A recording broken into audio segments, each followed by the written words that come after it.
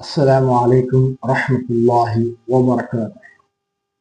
نحمده ونصلي ونسلم على حبيبه الكريم الأمين العزيز الرؤوف الرحيم. أما بعد فأعوذ بالله من الشيطان الرجيم. بسم الله الرحمن الرحيم.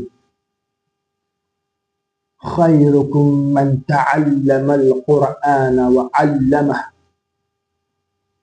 تم میں سے بہترین لوگ وہ ہیں جو قرآن سیکھیں اور دوسروں کو سکھائیں. محترم سامعین و ناظرین، آج چوتھی تراویح اور اس کا خلاصہ آپ نے دیکھا ہے. سورہ فاتحہ کا خلاصہ، سورہ بقرہ کا خلاصہ، سورہ آل عمران کا خلاصہ. آج سورہ نساء کا خلاصہ آپ کے سامنے پیش کرنے کی سعادت حاصل کریں گے. آپ نے دیکھا ہے کہ مفتی صاحب نے جو 1 گھنٹے سے زائد انفارمیٹیو ویڈیو جو سورہ نساء کی آپ کے سامنے جو خلاصہ رکھا ہے، نیڈ آف دی اوور ہے اور اس کو سننا چاہیے. اور اس میں بے شمار ایسے پہلو پیش کیے ہیں جس کو ہائی لائٹ کرنے کی ضرورت ہے. آج میں کچھ نوٹڈ باتیں آپ کے سامنے سورہ نساء کا خلاصہ پیش کرنے کی سعادت حاصل کروں گا. یہ جو سورہ نساء میں 176 آیتیں ہیں اور یہ مدنی صورت ہیں اور 20 رکوع اس کے اندر ہیں. اور غیر لوگ یہ کہتے ہیں کہ عورتوں کو فنڈامنٹل رائٹس نہیں دی گئے.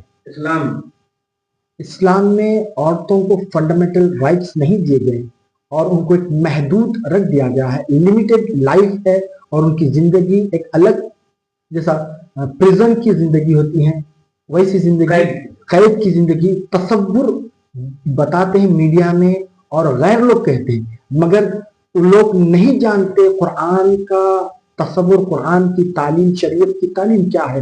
اللہ تعالیٰ تو ایسے، اور کچھ لوگ جو قرآن سے دور ہیں اپنے مسلمان بھی افیکٹو ہیں کیونکہ وہ لوگ بھی ان کے باتوں میں، ان کے جھانسے میں آ جاتے ہیں.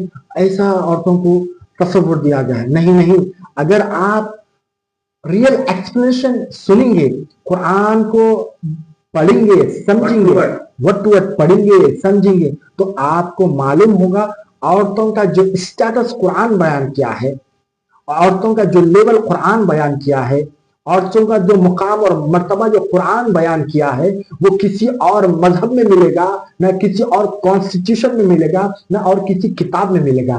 آپ کو ملے گا صرف قرآن میں ملے گا جو اللہ کی کتاب ہے. آپ بتائیں نا، کسی بھی مذہب میں بیوہ سے نکاح کا تصور ہے نہیں. یہ اسلام ہے. یہ اسلام ہے. اس بیوہ کا قصور کیا ہے کہ وہ سماج میں میرج لائف کو نہ گزار سکے؟ کیا قصور ہے؟ کیا قصور ہے؟ یہ ہے میرا اسلام. یہ اسلام کی خوبصورتی کو دیکھیے. تصور ہی نہیں، 25 سال کا وہ جبل شامل صادق وعد امین رحمی مقدس جوانی کو 40 سال کی خدیجۃ الکبریٰ کو سونپ رہے ہیں. سبحان اللہ. یہ ہے اسلام کی یہ غیروں کے یہاں دیکھیے، اگر جوانی میں شوہر مر جائے تو پوری زندگی ویسی گزارتی ہے. یہ نیچر کے خلاف ہے، فطرت کے خلاف ہے. اور عورت کا کیا ہے؟ کیا قصور ہے؟ شوہر مرا ہے تو اس کا کیا قصور ہے؟ بے شک. آپ نے سورہ نساء میں آیت نمبر 1 میں اللہ تعالیٰ رشتوں کی قدر بتا رہا ہے اور جو خونی رشتے ہوتے ہیں ان کی قدر، ان کے ساتھ اچھا سلوک کرنے کو اللہ تعالیٰ حکم دے رہا ہے. میں نے اس میں آیت نکاح، خطبہ نکاح میں پڑھی جانے والی آیت میں نے اس میں یہ ہائی لائٹ کیا ہے کہ نئے رشتے کی بنیاد پر اپنے پرانے خونی رشتے کو مت بھلا. یہ ہے. اور آیت نمبر 3 میں جو نکاح کرتے ہیں اور وہ لوگ جو ایبلٹی رکھتے ہیں، کیپیسٹی رکھتے ہیں، وہ 2 بھی کر سکتے، 3 4 بھی کر سکتے.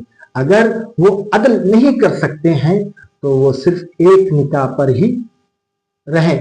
مگر یہ 4 بھی برائیوں سے بچنے کے لیے سماج میں پراگندگی کو نہ پھیلانے کے لیے چھپ کر گناہ سے بچنے کے لیے بے شک ہاں نکاح کیا اسلام میں نکاح کی زور کیوں دیا گیا تاکہ وہ زنا سے بچ جائے, وہ گناہ سے بچ جائے, غیر فطری عمل غیر فطری عمل سے بچ جائے.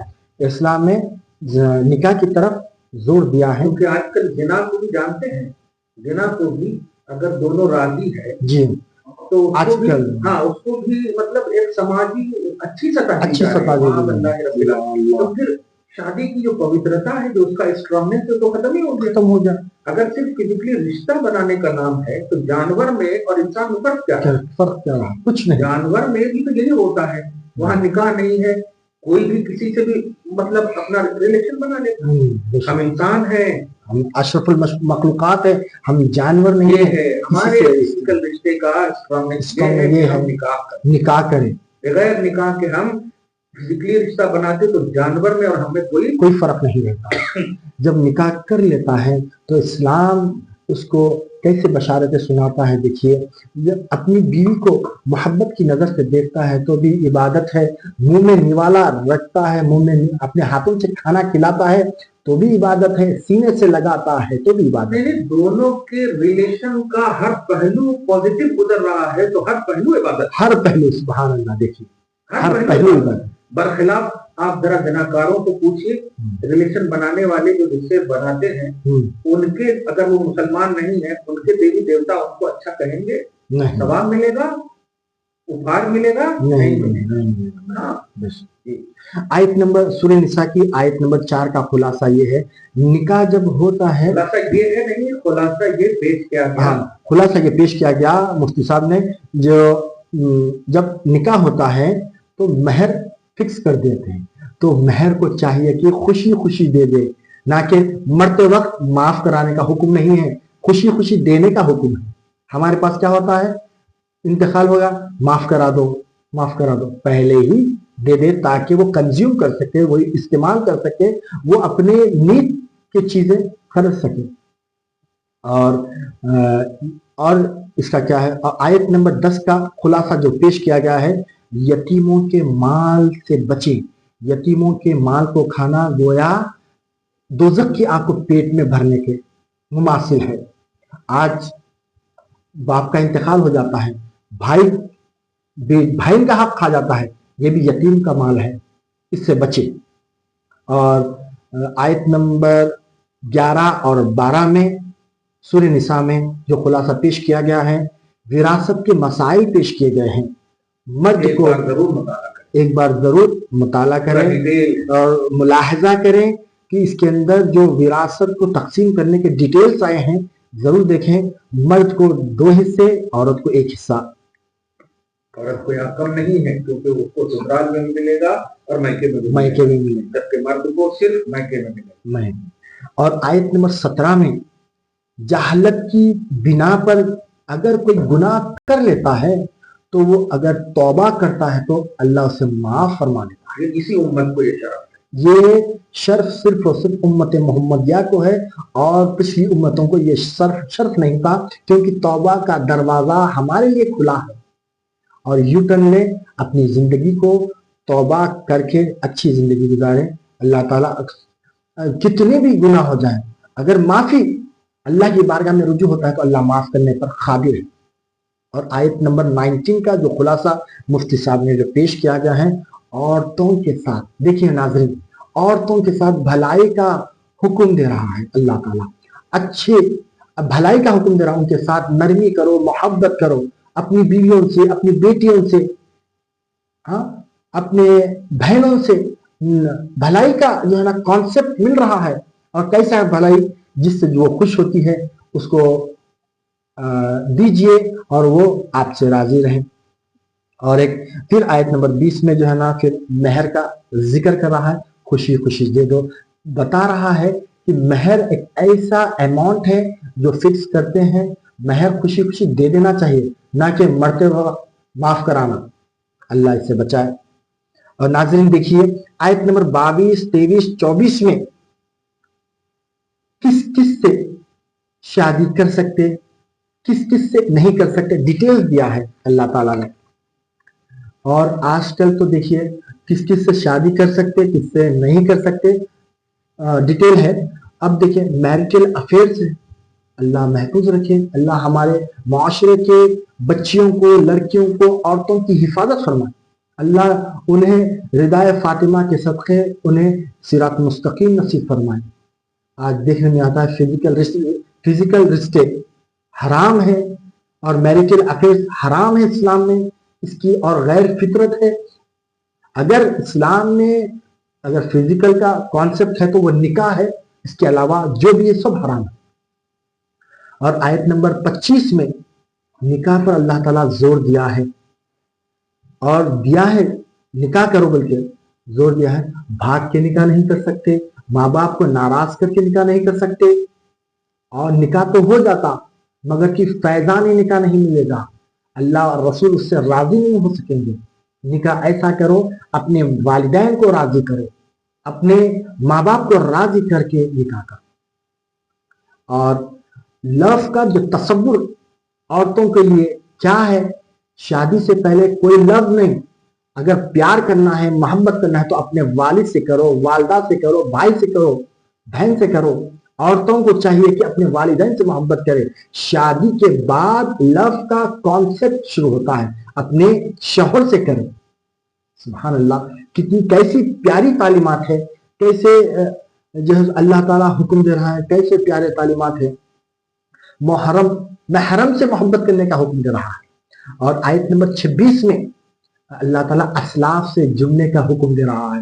اللہ تعالیٰ محبوبان خدا، اللہ کے جو محبوبین بندے ہیں ان سے محبت کرو، ان سے جڑو، یہ حکم ہے. اور سورہ نساء آیت نمبر 34 میں مفتی صاحب جو خلاصہ کرے ہیں تو یہ ہے مردوں کو جو عورتوں پر جو حاکم بنایا ہے، حاکم کا ترجمہ مفتی صاحب نے کیا بتایا، ریسپانسبل بنایا ہے. اس کی ضروریات کی تکمیل کرو.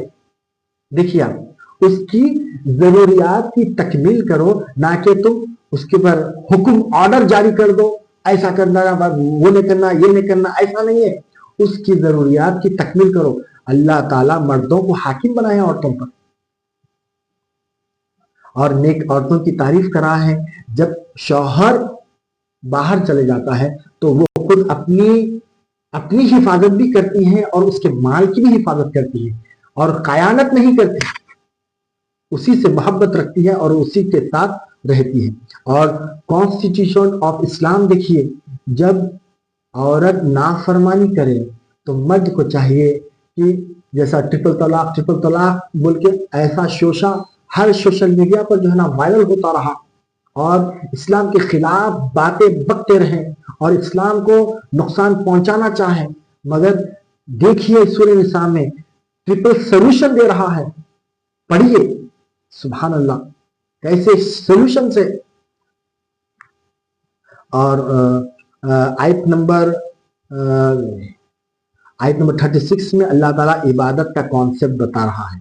اور رشتے داروں کے ساتھ حسن سلوک کرو، اچھا سلوک کرو، محبت کا سلوک کرو، ان کے ساتھ غم میں شریک رہو، ان کی خوشی میں شریک رہو، اور اپنے بھائی بہنوں، اپنے جو جتنے بھی رشتے دار ہیں اچھا سلوک کرنے کا حکم دے رہا ہے. آیت نمبر 41 میں، آیت نمبر 59 میں جو ہے نا اللہ تعالیٰ فرما رہا ہے، جو اللہ تعالیٰ کے حکموں کی پابندی کرتے ہیں، اللہ کے حکم کو بجا لاتے ہیں.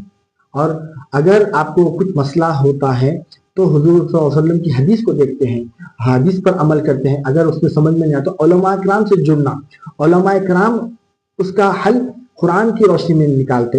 اس کا مطلب علماء سے جڑنا جو حل نکالتے ہیں گویا وہ اللہ کے رسول پر عمل کرنا ہے. اور بے شمار ہے. آیت نمبر 64 تو بہت مشہور ہے، اگر تم جانوں پہ ظلم کرو تو حضور صلی اللہ علیہ وسلم کی بارگاہ میں چلے جاؤ. اگر حضور بھی تمہارے لیے اپنے یعقوبی لبے جنبش کر دیے تو تمہاری مغفرت گارنٹڈ ہے. انبیاء علیہ السلام، اولیاء السلام کے جو مراکز ہے وہ شرک کے اڈے نہیں، توبہ کی قبولیت کا مقام ہے. سبحان اللہ. اور دیکھیے، اور جو کوئی حضور نبی کریم صلی اللہ علیہ وسلم کو حاکم، مختار اور جج نہیں مانتا وہ اللہ کی نظر میں مومن نہیں ہے. مومن ہونے کے لیے شرط یہ ہے ناظرین کہ حضور صلی اللہ علیہ وسلم کو حاکم مانے، جج مانے، مختار کائنات مانے. سبحان اللہ. اور آیت نمبر 65 کا خلاصہ مفتی صاحب نے ایسا پیش کیا تھا. اور آیت نمبر 80 میں کیا کہہ رہا ہے؟ رسول کا کہنا اللہ کا ہی کہنا ہے.